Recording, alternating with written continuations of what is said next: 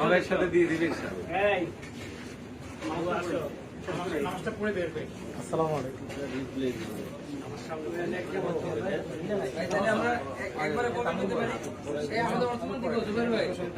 হ্যাঁ কি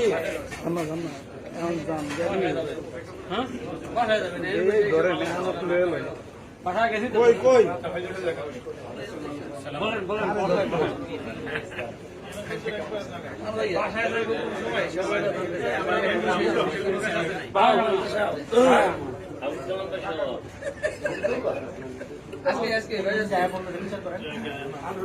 এই জন্য আমি এখন চাইছি আমল না